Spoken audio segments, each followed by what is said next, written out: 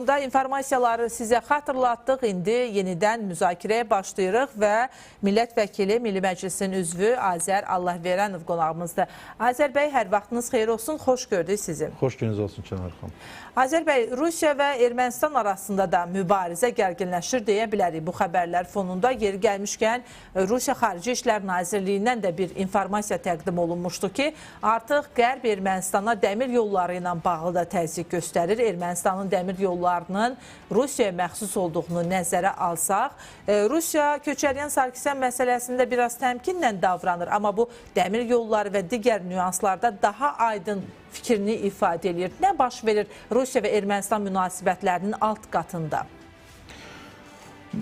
Kənar xanım, burada əslində bəli, müəyyən biz mübarizənin çox zaman-zaman bəzi hallarda hətta emosional müstəviyə keçdiyini görürük. Amma real olaraq təbii ki, ortada çox ciddi iqtisadi rıçaqlar var və tək Rusiyanın yox, elə Ermənistanın da Rusiya üzərində də müəyyən rıçaqları var və ondan istifadə edir. Ən azından elə dəmir yolu mövzusunu siz dilə gətirdiniz. Odur, Gümrüdə dislokasiya olunmuş 102 saylı Rusiya bazasıdır. Bunlar hamısı əslində həm də Rusiya üçün çox ciddi, Rusiya üzərində təsiri gücləndirmək üçün istifadə oluna biləcək rıçaqlardır ki, Ermənistanda bununla da bağlı müəyyən fikirlər dilə gətirilir. Yeri gəlmişkən Rusiyaya məxsus olan Ermənistanın dəmir yolları məsələsi də bir qədər ciddi bir polemikaya səbəb olur. Çünki söhbət konkret olaraq hansı dəmir yollarından gedir? Yəni bütövlükdə dəmir yollarının özünün Rusiyanın dəmir yollarına deyək tabe olması və ya onun yurisdiksiyasında olması məsələsidirsə, yoxsa yeni inşa olunacaq dəmir yollar məsələsi də var. Yəni bax, bu da çox ciddi müzakirə predmetidir. Misal üçün Zəngəzur layihəsini götürsək və ya misal üçün İcvan-Dilcan Cənubi Qafqaz dəmir yolu ilə bağlı bu şantajların olduğu konkret olaraq Rusiya Xarici İşlər Nazirliyindən deyilir. Burada da yenə açıq-aşkar belə Rusiyanın çox ciddi şəkildə elə dəmir yolu kartını gündəmə gətirməsi onu göstərir ki, Avropa İttifaqı ilə Ermənistan arasında gedən məsələlər, o cümlədə də kommunikasiyaların açılmasını özündə çox ciddi şəkildə ehtiva edir. Hətta bu infrastruktur üçün Ermənistana müəyyən məbləğlərin ayrılmasına dair də məsələlər bəllidir. Hələm onu da qoyaq bir qırağa. Misal üçün, siz bir qədər əvvəl mətn oxuyarkən qeyd elədiniz orada Ermənistanın hökumətinin qapalı keçən iclası və hansı məsələnin müzakirə olunur. Bir məsələni xatırlayaq. Paşinyan öz çıxışında qeyd elədi. Real Ermənistan konsepsiyasını özündə ehtiva edən bir dövlət proqramı var 2026-2031-ci illəri. Həmin o dövlət proqramının ayrı-ayrı elementləri var ki, o cümlədən də yollarla bağlı olan komponenti özündə birləşdirir.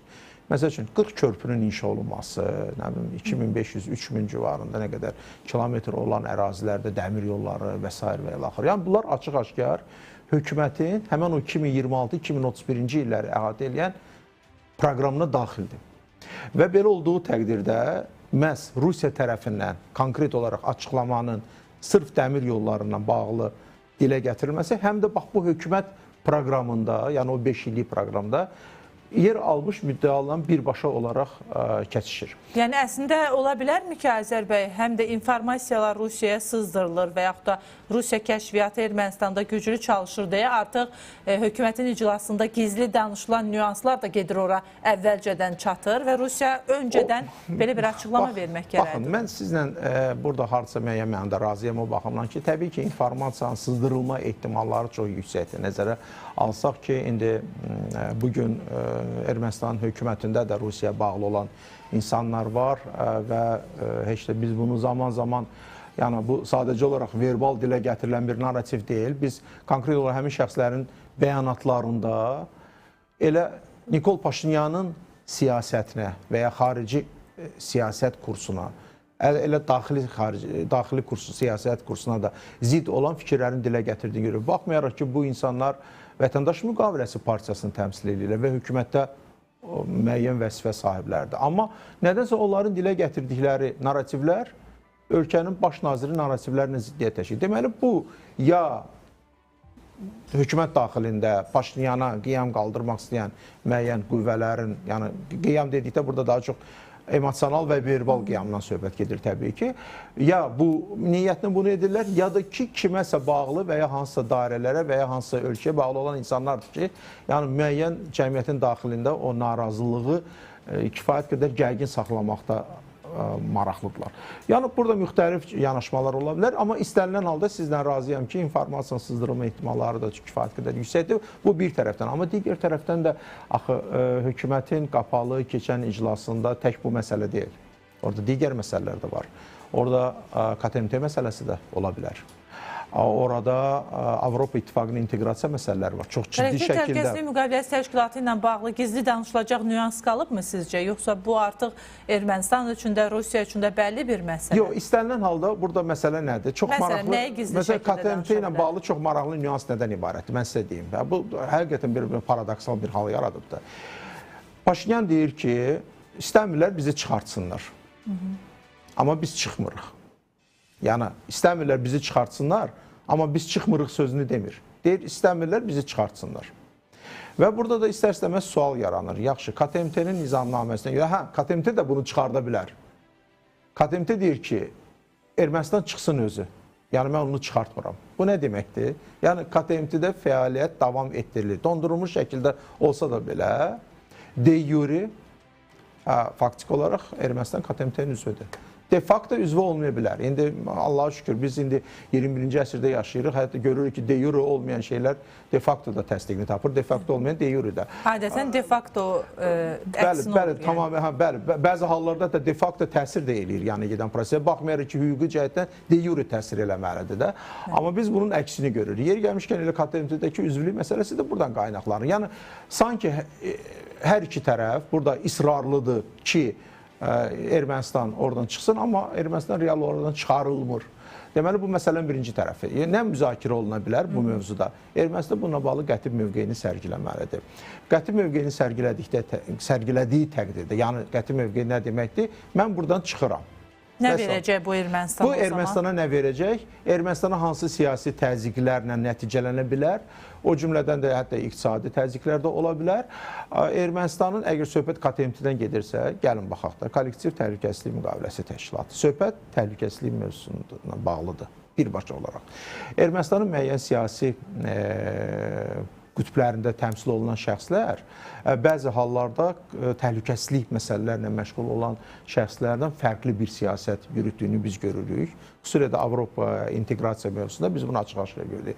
Amma burada Paşinyan çox ciddi bir gediş elədi. Bu ciddi gediş nə ilə bağlı oldu? Alen Simonyanın Təhlükəsizlik Şurasının katibi getməklə. Yəni nəticə etmə, Alen Simonyan faktiki olaraq parlamentin sədri olaraq Paşinyana uyğun siyasətin yürüdülməsində hər zaman öz mövqeyini açıq-aşkar göstəribdir. Sədaqətini təsdiqləmişdir. Bəli, özdə burada yeri gəlmişkən burada da çox maraqlı nüanslar var. Alen Simonyan olsun, Arat Mirzoyan və Nikol Paşinyan bunlar Qərbin əgər insanlarıdırsa, amma Qərb də bu baxımdan monogen deyil. Burada müxtəlif tərəflər var, ölkələr var, mərkəzlər var və Paşinyanın bağlı olduğu mərkəzlə deyək, Alen Simonyanın bağlı olduğu mərkəz bir qədər fərqlidir. Amma bu bizim bu mövqeyimizdən, baxış bucağımızdan bunlar qərbdilər və ya qərbçidirlər. Amma biz gördük ki, Alen Simonyan burada sədaqətini siz dediyiniz kimi nümayiş etdirdi. Hətta yeri gəlmişkən parlamentin sədrlik məsələsində də Alen Simonyan faktiki olaraq çox ciddi təpkinin üz-üzə qaldı və əbəs yerə Paşinyanla aparılan danışıqlar ölkənin hüdudları kənarında və məlum səfərdən sonra Alen Simonyanın faktiki olaraq spiker vəzifəsindən uzaqlaşdırılması baş verdi. Amma Paşinyan Alen Simonyanı itirmək istəmədi. Xüsusilə də söhbətdə əgər təhlükəsizlik məsələləri varsa, Təhlükəsizlik Şurasına özünə sadiq olan insanı gətirməklə nəticə etibarilə təhlükəsizlik müstəvisində ölkənin mümkün təhdidlərdən qarşısını almaq üçün məhz Alen Simonyana stavka olundu. Və bu da ondan xəbər verir ki, hökumət daxilində gedən proseslər, xüsusilə də o cümlədən də KTMT ilə bağlı, indi bizim mövzumuz tam KTMT-nin üzərində kökləmiş kimi görsənə bilər, amma KTMT mövzulardan biridir. Biz onu görürük ki, çox ciddi təhlükəsizlik səviyyəsində müəyyən rıçaqları işə salmaq kimi ehtimallar ola bilər. Bu da sırf güc strukturları arasında gedən proseslərdir ki, Bunu da təxmini hesablayan Paşinyan və Alan Simonyan cütlüyü maksimum Simonyan üzərindən bunu neytrallaşdırmağa çalışacaqlar. Bax, o mümkün təhlükələr oradan gələ bilər. Bunun da ətrafında müəyyən müzakirələr gedir. Amma bu o demək deyil ki, iqtisadi təsir rıçaqları kənara qoyulur. İqtisadi təsir rıçaqları, indi dəmir yolu məsələsini dediniz, bu tamamilə başqa bir müstəvidə. Misal üçün, bir elementi deyim sizə. Hökumətin proqramında 2 səhv eləmirəmsə, 2 və ya 4, deyəsən 2. Sputnikin deməli Ermənistana xidmət göstərəcək Sputniklərin kosmik fəzaya buraxılması məsələsi nəzərdə tutulur. Yəni, sırf kosmik bir proqram olduğunu biz görürük hökumət proqramında. Bugünə qədər Ermənistan kimdən asılı idi bu məsələdə? Rusiyadan. Rusiya o deyək ki, ayrı kosmik xidmətlərin göstərilməsi sahəsində öz dəstəyini göstəribdir. Paşinyan bundan da artıq qırılmaq istəyir. Bu da təsir elementlərdən biri ola bilər. Öz Sputnikin olduğu təqdirdə təbii ki, hər şey artıq sırf dövlətin öz nəzarətindədir. Yəni, hansısa bir kənar bir dövlətlərin nəzarət altında deyil. Bu da təhlükəsizlik elementi kimi dəyərləndirilə bilər, amma digər tərəfdən də digər imkanları yaratmış olur. Azər bəy, bəzi məlumatları təqdim edeyim, tamaşaçıların diqqətinə çatdırım, daha sonra müzakirəmizi davam etdirəcəyik. Azərbaycan Prezidenti İlham Əliyev Moldovalı həmkarı Maya Sanduya təbrik məktubu ünvanlayıb və qeyd edib ki, Moldovanın müstəqilliyinin elan edilməsinin 35-ci il dönümü münasibəti ilə sizi və sizin simanızda bütün xalqınızı öz adımdan, Azərbaycan xalqı adından təbrik edirəm, xoş arzularımı çatdırıram və Azərbaycan-Moldova ənənəvi dostluq və əməkdaşlıq əlaqələrinin yüksələn xətt üzrə inkişafı məmnunluq doğurur və əminəm ki, bir-birinə dostluq telləri ilə bağlı olan xalqlarımızın iradəsinə uyğun olaraq ölkələrimiz arasında əlaqələrin hər tərəfli inkişafı, əməkdaşlığımızın daha da dərinləşdirilməsi istiqamətində səylərimizi bundan sonra da ardıcıl şəkildə davam etdirəcəyik. Yeri gəlmişkən Moldova ilə bağlı xəbəri təqdim etdim və müstəqilliyin 35-ci il dönümünü qeyd edir Moldova. Bu nüansda isə Rusiyanın Ukraynaya hücumu zamanı Moldova ərazisinə 5 dron düşməsi ilə bağlı da xəbər var və Moldova ərazisinə 5 dron zərbəsinin endirildiyi deyilir. Rusiya ordusunun avqustun 27-sində Ukraynaya növbəti hava hücumları zamanı növbəti dəfə Moldova ərazisinə dron zərbələrinin olduğu vurğulanır və nəticədə dağıntılar olsa da insan tələfatı yoxdur. Azər bəy, biz Rusiya-Ermənistan əlaqələrindən danışırıq, amma Rusiya-Ukrayna cəbhəsindəki vəziyyət hələ ki Rusiyanın diqqətini çox da Cənubi Qafqaza yönəltməsinə mane olur. Yəni, mane olan detallardan birini deyə bilərik. Bir də Moldova var. Biz Ermənistanın bilirik ki, Avropa İttifaqına üzv olmaqla bağlı bir istəyi var, ancaq ondan öncə Moldova, Ukrayna kimi ölkələr sırada dayanıblar. Rusiya bu ölkələri davamlı təhdid altında saxlayır. Bir növ mənim sözümdən çıxsa sizin aqibətiniz də belə olacaq deməyə də cəhd göstərir. Bəzən açıq-aşkar bunu Rusiya televiziya kanallarında da deyirlər. Ukraynadakı vəziyyəti göstərirlər. Moldovanı zaman-zaman misal çəkirlər. Baxmayaraq ki, Moldova özünü ayaqda saxlamağı bacarıb. Bu kontekstdə danışsaq, yəni Rusiyanın Moldova, Ukrayna və Ermənistan siyasətini üçlü şəkildə müzakirə eləsək. Burada önəmli olan məsələ nədir? Birincisi, Rusiyanın müəyyən o təbliğatçılarının Rusiya kanallarında dilə gətirdiyi təhdid edici elementlərə münasibət bildirmək istəyirəm. Orada tək Moldova və ya təbii ki, Gürcistan deyil. Orada hətta Böyük Britaniya da var, xatırlasaq. Avropanın istənilən şəhəri deyildiyi kimi, yəni Rusiyanın o təbliğatçıları tərəfindən deyildiyi kimi istənilən şəhəri bizim üçün legitim hədəf sayıla bilər. Çünki onlar Ukraynaya çox ciddi hərbi dəstək göstərilir. Bax, bu narrativi hər zaman gündəmdə saxlamağa çalışır. İndi də son səfərə diqqət yetirsək, Rusiya prezidentinin Kuril adalarına səfərini də xatırlayaq. Kuril adalarını da Yaponiya ilə Rusiya arasında olan çox ciddi bir mübahisə predmetidir. Və belə bir şəraitdə Kuril adalarına, xüsusilə də söhbət orada konkret olaraq mübahisəli olan adalara səfər etməsi, yəni Kuril adaların mübahisəli hissəsinə səfər etməsi, bu istər-istəməz Rusiya-Yaponiya arasında da münasibətləri kifayət qədər bir gərgin səviyyə qaldıra bilər. Xüsusilə də düzdür, biz Yaponiyanın baş nazirindən hələlik daha ehtiyatlı bəyanatlar eşitmiş oluruq. Yəni bu nə deməkdir? Rusiya kifayət qədər geniş bir coğrafiyada Bəzi hallarda o təhdid dilindən danışmaqdan çəkinmir və burada hər şeyə, bütün məsələlərə Rusiya-Ukrayna prizmasından baxmağa çalışır ki, hamı Ukraynaya dəstək göstərir. Yəni Ermənistanı qorxudurmu bu çağırışlar, bu addımlar, Mən bu bir qədər təhdidlər? əvvəl 102-ci baza barədə danışdım, Gümrüdə dislokasiya olunmuş baza. Amma əslində burada mən düşünmürəm ki, çox ciddi şəkildə bu rıçaqdan Rusiya istifadə edə bilər və ya Gümrüdə dislokasiya olunmuş 5000-lik qoşun hansısa bir hərbi əməliyyatlar apara bilər. Bəli, təsir kimi istifadə edə bilər bunu, təzyiq kimi də istifadə edə bilər. Amma ki, bunu gündəmdə saxlamaqla daha çox belə deyək, verbal təzyiq elementi kimi özünü göstərir bu məsələ.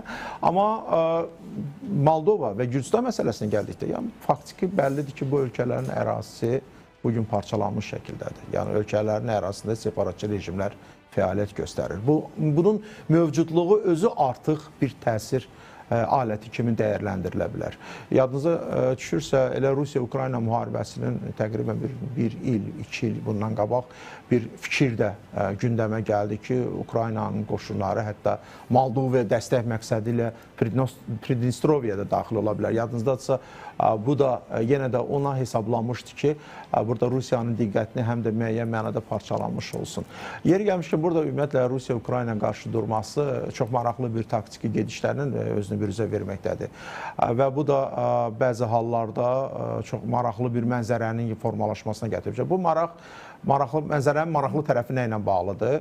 Orada hədəflər açıq-aşkar göstərilir, amma tamamilə başqa hədəflər hədəfə alınır, belə deyək.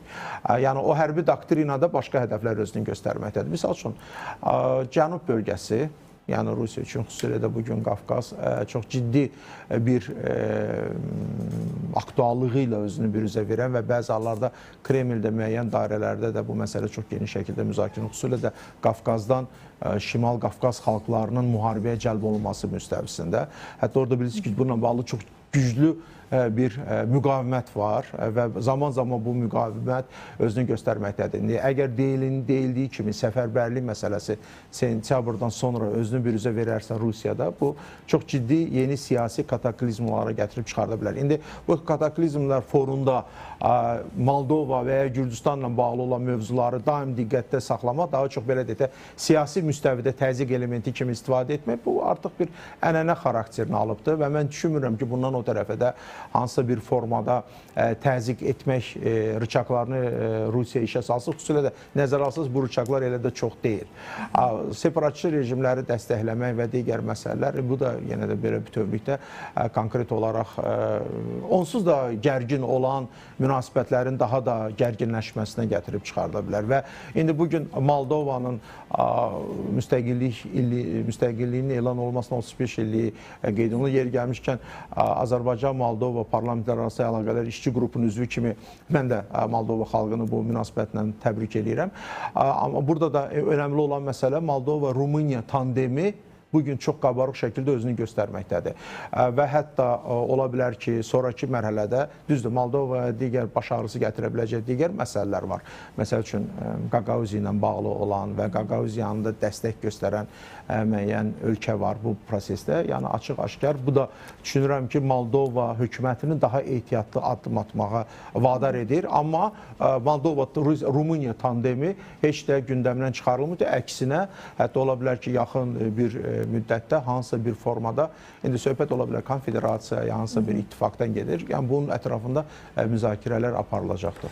Azər bəy, təşəkkürümüzü bildirim. Minnətdarıq studiyamıza gəldiyiniz üçün, fikirlərinizi bölüşdüyünüzə görə. Bəli, biz Ermənistan və Rusiya əlaqələrindən danışdıq. Ermənistanın kollektiv təhlükəsizlik müqaviləsi təşkilatından